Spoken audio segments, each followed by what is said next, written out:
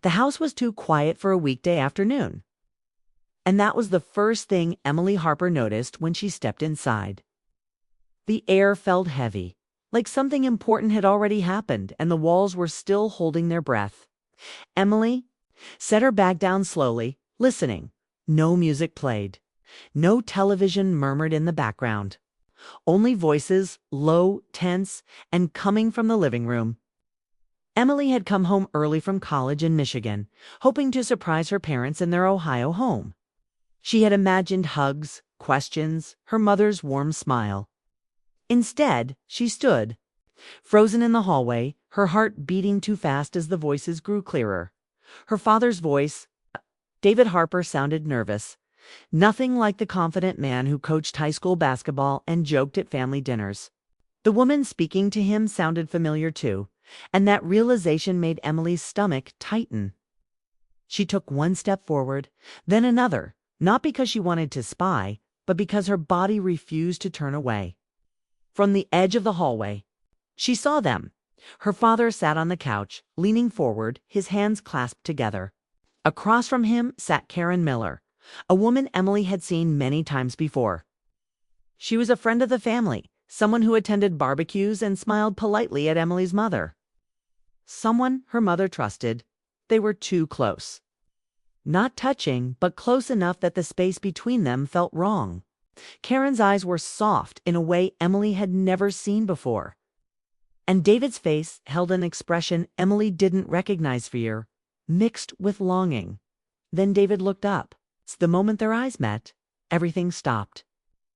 Emily didn't scream. She didn't cry. Her body went cold, like the truth had knocked the air out of her lungs.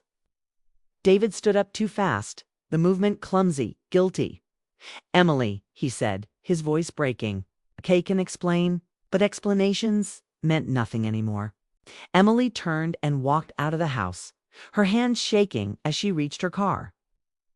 She sat behind the wheel for a long time without starting the engine.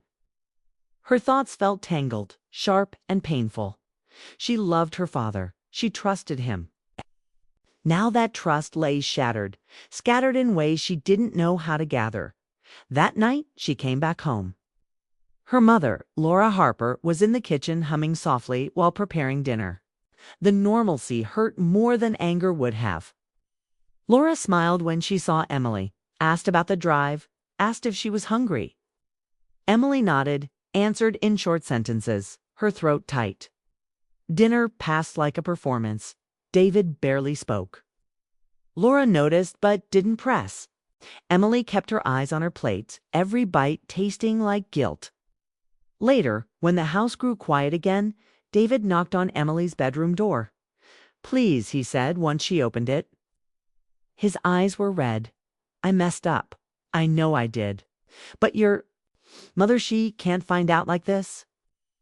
Emily stared at him, disbelief mixing with sadness. "You're asking me to lie," she said quietly. "I'm asking you to give me time," he replied. "I'll fix this. I promise." His promises felt weak now, but Emily nodded. Not because she agreed, but because she didn't know how to say no. He was still her father. The man who taught her how to ride a bike, who stayed up late helping with school projects. Loving him didn't stop just because he had done something terrible. Days passed. Emily stayed in the house, moving carefully, like she was afraid any wrong step would expose the truth. Her mother laughed at small things, folded laundry, asked Emily about her classes. Every smile felt like a knife. Emily watched Laura closely, wondering how someone so strong could be so unaware. Or maybe Laura sensed something and chose not to see it. Emily didn't know which was worse. The guilt grew heavier each morning. One afternoon, Laura asked Emily to help clean the garage. As they worked side by side, Laura spoke casually about family, about how important honesty was. Emily's hands trembled as she held a box of old photos. She wanted to confess. She wanted the weight gone, but fear kept her silent. That evening, everything ended. Emily left her phone on the kitchen counter while she showered. Emily knew instantly. Laura looked up slowly. "How long?" she asked. Emily felt her knees weaken. I didn't want to hurt you, she whispered. Laura closed her eyes, breathing deeply, as if steadying herself. You knew, she said, not as a question, but as a statement. Emily nodded, tears finally spilling over. Laura didn't raise her voice. She didn't cry. That frightened Emily more than shouting ever could. Laura stood, walked to the window, and stared out into the dark. I need space, Laura said, after a long moment, from both of you. That night, Laura asked David to leave the house. There was no argument, no dramatic scene, just a quiet packing of bags and a door closing softly behind him. The sound echoed through the house, final and painful. Emily sat alone in her room, her heart pounding. She felt like she had lost both parents at once. The family she knew, no longer existed. Later, Laura came to Emily's door. I loved him, Laura said calmly, and you chose to protect him. Emily tried to speak, but no words came. Laura looked at her daughter with sadness, not hatred. Love without truth becomes betrayal, she said. Remember that? Okay. She walked away, leaving Emily alone with a lesson she never wanted to learn. And in that quiet house, with the truth finally exposed, Emily understood something she would never forget. Being caught was only the beginning. The morning after David left, the house felt empty in a way Emily had never known. It wasn't just quiet, felt hollow, like something living had been removed. Emily woke up early and lay still, listening for sounds that didn't come. Only the low hum of the refrigerator and the soft ticking of the clock. Laura was already awake. She sat at the kitchen table with a cup of coffee, staring into nothing. Her face looked older, but also firmer, like something inside her had settled into place. When Emily entered, Laura didn't look up. I'm not angry, Laura said. I'm disappointed, and that lasts longer. Emily swallowed hard. She waited for punishment, for shouting, for tears. None came. Instead, Laura stood and began moving through the house, opening windows, letting in cold air. She packed away family photos from the living room shelf. She folded David's forgotten jacket and placed it in a box. Laura handed Emily an envelope. Open it, she said. Inside were papers, program details, dates, a boarding pass, semester-away program in Vermont. Housing included. Classes transferable. Everything arranged. You're sending me away? Emily asked, shocked. I'm giving you space, Laura replied. And time to understand what silence costs. Emily wanted to argue, but the truth stopped her. She had stayed silent. She had chosen comfort over honesty. Laura wasn't pushing her away. She was pushing her forward. 2 weeks later, Emily stood on a bus platform with one suitcase and a heart full of regret. Laura hugged her, firm and brief.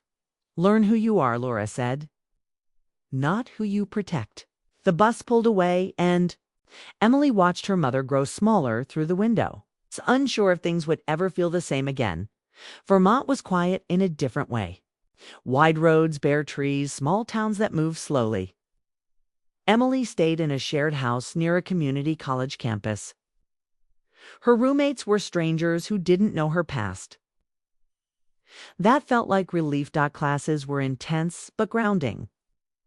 Literature, ethics, social psychology, words about truth and choice followed her everywhere. She couldn't escape them, and slowly she stopped trying. One evening, she met Noah Bennett at a campus cafe. He was kind, calm, with a soft laugh and thoughtful eyes. They talked about books, about homes they missed, about mistakes they wished they could undo. Emily didn't tell him everything, but she told him enough. With Noah, there were no secrets. When she felt something grow between them, she didn't hide it or deny it. She learned how honesty felt when it wasn't forced. When it was chosen. Back in Ohio, Laura was changing too. She joined a local walking group, something she had never done before. She filled her evenings with activity, not to distract herself, But to rebuild rhythm, she stopped waiting for David to call. When he did, weeks later, she listened calmly and told him she needed distance. Real distance. Not silence filled with lies. At a neighborhood fundraiser, Laura met Mark Reynolds. He was recently widowed, gentle, reserved. Their first conversations were simple, almost awkward. Coffee led to walks. Walks led to dinners. Nothing rushed. Nothing hidden. Laura felt something warm again, but this time it came without fear. Months passed. Emily returned home in spring. The house looked different. Lighter, new curtains, fresh paint. The air no longer felt trapped. Laura stood in the doorway as Emily stepped inside. They looked at each other for a long moment. Then Laura hugged her. "I forgive you," Laura said quietly. "It's not because it was easy. It's because holding pain forever only breaks more things." Emily cried into her mother's shoulder, the weight she carried finally lifting later. They sat together, talking honestly for the first time. About love, about failure, about strength. David remained part of the past. He called sometimes. Emily spoke to him, but boundaries existed now. Clear ones. Laura continued, seeing Mark slowly, carefully. Emily watched her mother smile again and felt relief, not guilt. The family was no longer what it had been, but it was real, and for the first time, truth lived there without fear.